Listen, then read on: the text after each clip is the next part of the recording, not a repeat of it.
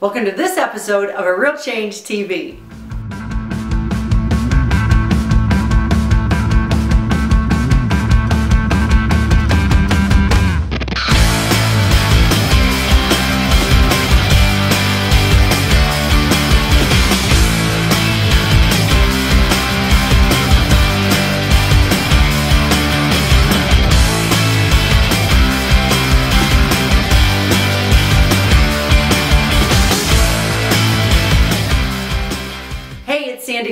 CEO and founder of A Real Change International. And if you're just now new to A Real Change TV, this is where we give you actionable steps you can use not next week, not next month, but instantly to get results in your business. Now grab a pen and paper. We're going to start a two-part series on 2 keys on how to end your year strong and catapult you into greater success in all areas of life for 2013.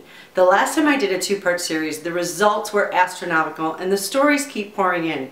And so I'm really excited to help you with these 2 keys that have helped me not only in the last 16 years of business, but also in grooming my kids for success, developing an amazing marriage after 20 years of marriage, also becoming more of who I'm supposed to be, that I can impact the world by releasing my gifts to it. That's what I want for you.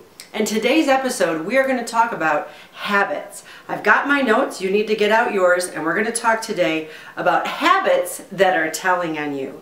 You know, your habits are things that you do without even thinking.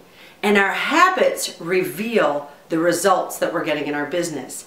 If our habit is to negotiate with the alarm clock, oh, come on, I'll get up in a little bit. Oh my God, it's gonna be a long day. My to-do list is longer than my day. That's a habit, my friends, of getting yourself overwhelmed in a habit, not thinking, mind you, but doing something that makes you feel horrible in the first parts of your day.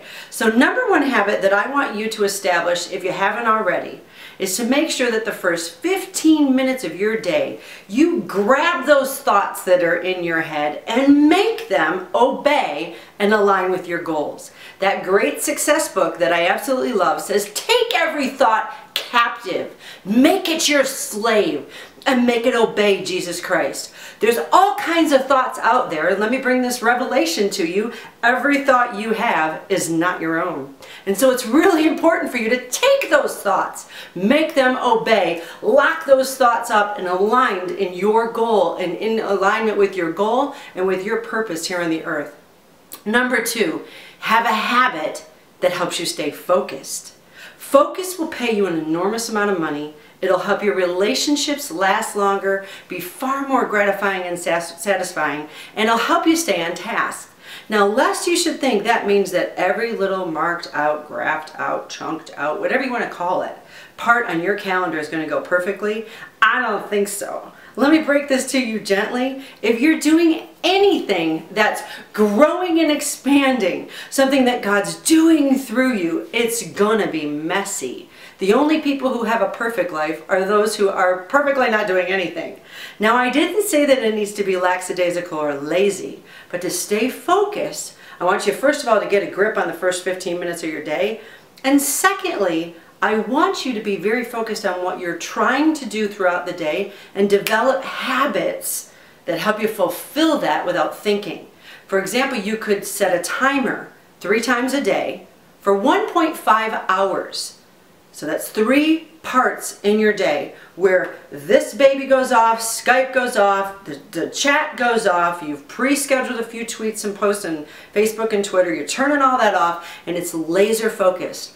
As a copywriter, as somebody who's ran e-commerce businesses, giving consulting, coaching, etc. through the last 16 years, chunks of an hour and a half at a time during my day, done 4 or 5 days a week, get so much more done for me than trying to just like go all day long and then feeling like, what the heck did I do all day? So stay focused. The third thing that I want you to pay very close attention to, that your habits are revealing and very much telling on you, is are you trying to get masterful at one thing? So our first one was to make sure that the habits that we're doing has to do with what we're doing the first 15 minutes of our day and our thoughts. Number 2, stay focused. And number 3, are you trying to be masterful at everything?